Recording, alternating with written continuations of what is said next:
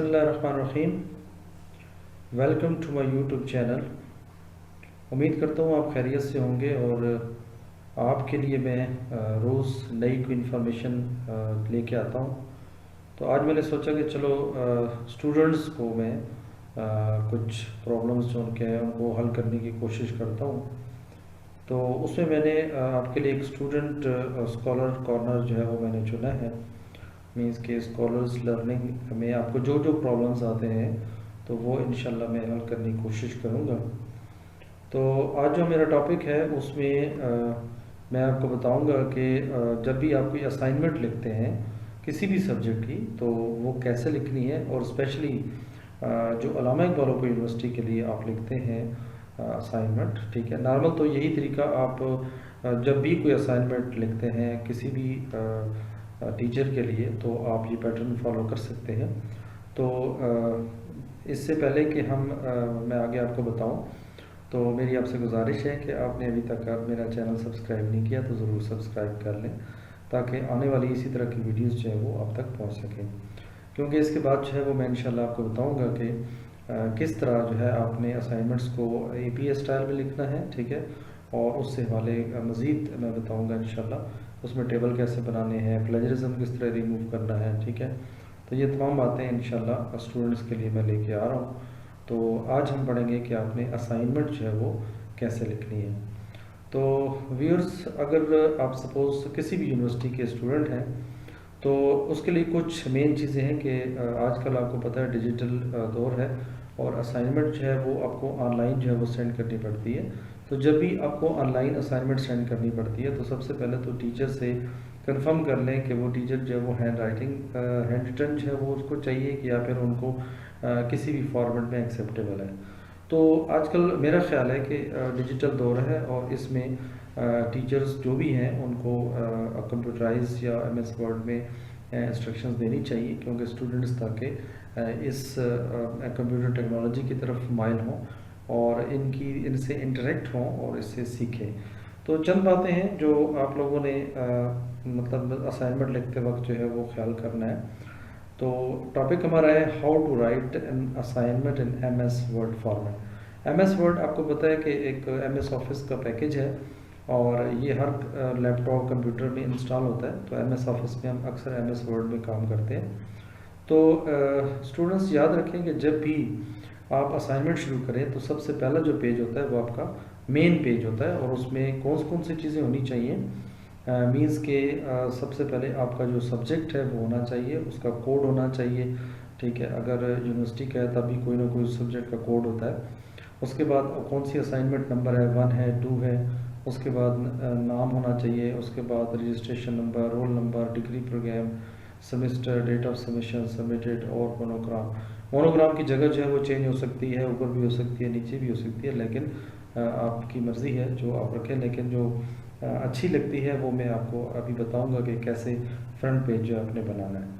उसके बाद name of department लिखें और नेम ऑफ यूनिवर्सिटी लिख दें और ये आपका पहला पेज जो है इसमें कंप्लीट हो जाएगा। ठीक है, दूसरा पेज में आपने लिखना है कि नया पेज स्टार्ट करना है और इस पेज पे आपने टेबल ऑफ कंटेंट बनाना है। ठीक है, तो टेबल ऑफ कंटेंट में क्या होता है कि टेबल ऑफ कंटेंट में आप लिखते हैं कि जी आपका जो नेक्स्ट जो आगे पेज आएगा उसमें कौन से पेज पे क्या लिखा हुआ है और उसकी हेडिंग क्या है और कौन सी हेडिंग जो है वो किस टेबल पे है। तो ये भी आपने उस पर तैयार करनी होती है। थर्ड जो पेज होता है इस पेज से आपने क्वेश्चन नंबर जो है वो स्टार्ट करने होते हैं और आपने heading they the question number 1 और फिर उसके नीचे आंसर और उसके पीछे जितनी भी हेडिंग्स होंगी वो 1.1, 1.2, 1.3। अगर हम अल्लामा इकबाल ओपन यूनिवर्सिटी की बात करें तो असाइनमेंट्स जो है नॉर्मल 5 क्वेश्चन होते हैं।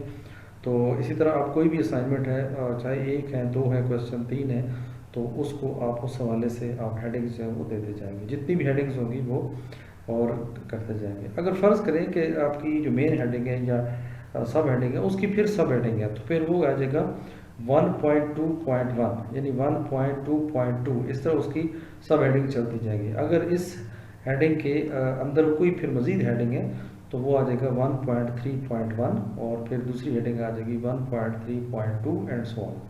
और फिर जब मेन हेडिंग शुरू होगी तो 1.4 हो जाएगा। ठीक है, तो इसी तरह क्वेश्चन नंबर 2 भी आपने करना है, question number 3 and so on, और फिर आखिर में आपने रेफरेंसेस लिख देने।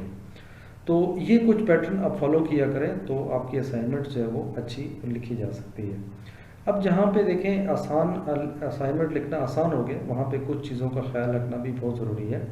तो वो चंद चीज़ें मैं इंशाल्लाह आपको बताता चलूँ, और फिर मज़ीद इन डेप्थ जो है मैं आपको बताऊँगा कि उसमें फिर प्लेजरिज्म आपने कैसे रिमूव करना है, और इसके अलावा जो है आपकी स्पेसिंग या इस किस्म की जो जितनी भी लवाज़मात है वो मैं इंशाल्लाह नेक्स्ट वीडियो में आपको बताऊँगा। तो अभी मैं आपको बताता हूँ कि जो फर्स्ट पेज है वो आपने किस तरह का रखना है, ठीक है, या कैसे होना चाहिए। तो मैंने आपके लिए व्यूज़ ड्रॉ किया है, ये पेज आप देख लें। जैसे मैंने अल्लामा इकबाल ओपन यूनिवर्सिटी के हिसाब से मैंने तैयार किया है। तो सब्जेक्ट सबसे पहले लिखें, ठीक है, और उसके सब्जेक्ट का नाम लिखते हैं, फिर उसके बाद कोड लिखते हैं उसी के नीचे। उसके बाद जो आपको प्रोग्राम है, B.Ed 1.5 है, 2.5 है, जो भी है, M.Ed है, ठीक है, वो लिखते हैं। उसके बाद असाइनमेंट नंबर, कौन सी असाइनमेंट है, असाइनमेंट 1 है, 2 है, और फिर ये किस सेमेस्टर की है, उस सेमेस्टर का नाम आगे लिखते हैं, ठीक है। फिर आप जिस यूनिवर्सिटी में भी काम कर रहे हैं, ठीक है, तो उस यूनिवर्सिटी का यहाँ मोनोग्राम लगा दें। उसके अलावा इसके नीचे आप जाएं तो जैसे मैंने स्टूडेंट का नाम लिखा है, नेम ऑफ स्टूडेंट, और ये देखें एक सीक्वेंस में, ये जो कॉलम है एक सीक्वेंस में लगाएं। उसके बाद आपकी जो स्टार्ट है वो एक सीक्वेंस में हो, ठीक है। तो ये फिर खूबसूरत लगता है, मतलब आपको लगता है कि कोई पढ़े लिखे शख्स ने जो है वो अच्छी असाइनमेंट पढ़ाने की कोशिश की है, और ये अट्रैक्ट करती हैं चीज़ें, ठीक है। और मतलब ये आपकी जो फर्स्ट लुक है ये आपकी टीचर को अट्रैक्ट करनी चाहिए। उसके बाद देखें नेम ऑफ स्टूडेंट, नेम आ गया, उसका रजिस्ट्रेशन नंबर आ जाएगा, रोल नंबर आ जाएगा, लास्ट डेट ऑफ सबमिशन, हर असाइनमेंट की कोई लास्ट डेट ऑफ सबमिशन होती है, वो लिख दें। जैसे सबमिटेड टू, यहाँ पे उस टीचर का नाम लिखें जिसे आपने सबमिट करनी है, और उसके बाद डेट ऑफ सबमिशन, जो आपने जिस डेट पे आप सबमिट कर रहे हैं वो डेट यहाँ पे लिख दें। उसके बाद अपना कॉन्टैक्ट नंबर लिख दें, मैंने यहाँ पे अपना लिख दिया, लेकिन आपने ये करना है कि आप अपना लिख सकते हैं, क्योंकि बाज़ औक़ात ये होता है कि आप ट्यूटर आपको कुछ बताना चाहता है या आपकी कोई मिस्टेक्स हैं वो आपके इम्प्रूव करना चाहता है, तो वो आपसे ताकि कंटेक्ट कर सके। या गलती से बाज़ औक़ात ये भी होता है कि आप वो दूसरे कोड की उनको भिजवा देते हैं, तो एटलीस्ट कम से कम आपको मैसेज पे वो इतना बता दें कि आपकी असाइनमेंट गलत आ गई है मेरे पास, तो इसको या तो यहाँ से लेकर दोबारा ओरिजिनल टीचर्स का भिजवा दें या मुझे अपने कोड की भिजवा दें।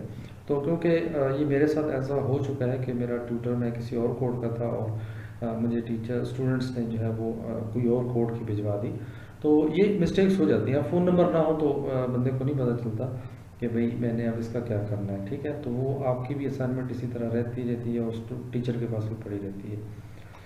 तो नॉर्मल ऐसा होता नहीं है, लेकिन बाज़ औक़ात मसरूफियात ऐसी होती हैं कि वो रह जाती है।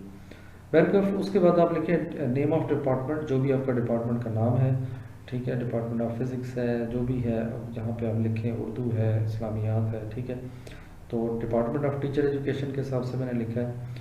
उसके बाद अल्लामा इकबाल ओपन यूनिवर्सिटी, आप अपने यूनिवर्सिटी का नाम लिखते हैं, ठीक है। उसके बाद जो सिटी है वो सिटी का नाम लिखते हैं। तो ये आपका फर्स्ट पेज है, इसको पेज नंबर लगाने की ज़रूरत नहीं है, ठीक है।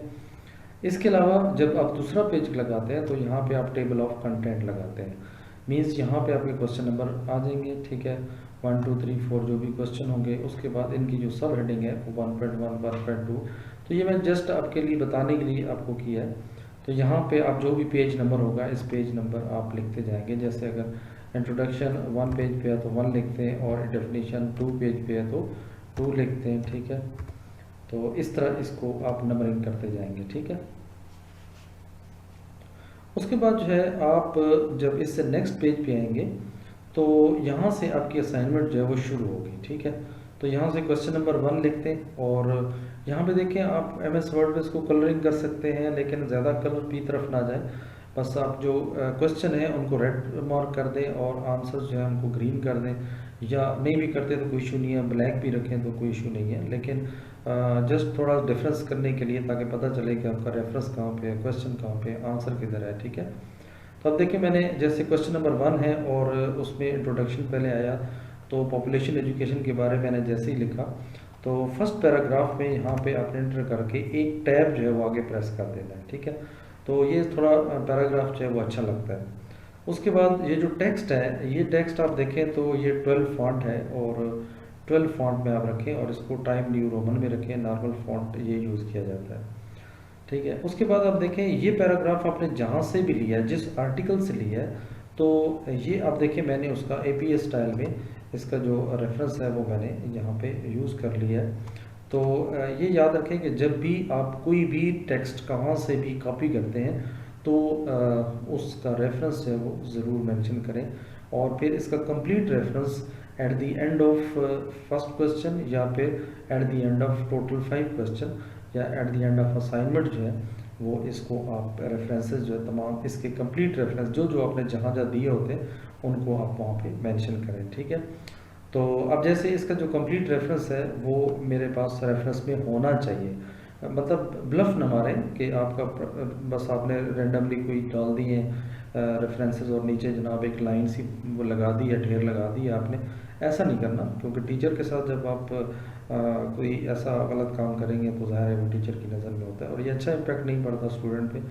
तो इसलिए आप लोग प्रॉपर वही रेफरेंस डालें जो यहाँ पे यूज़ कर रहे होते हैं, ठीक है। अब देखें कि इसका कंप्लीट रेफरेंस मेरे रेफरेंस में होना चाहिए, तो वो भी APA स्टाइल में होगा, ठीक है। तो मतलब ये आपका देखें पहला सवाल में ये चीज़ है। अब आगे जितना हेडिंग चलते जाएंगे तो दूसरी जो पैराग्राफ आप शुरू करेंगे तो वो उसको आप एक टैब आगे करेंगे और फिर इस तरह आप जो है ना इसको लिखेंगे, ठीक है। Suppose this is the and so on, ठीक है, एंड सो ऑन, ठीक है। तो मतलब ये आप इस तरह सेकंड पैराग्राफ शुरू करते जाएंगे और एक टैब आगे करके।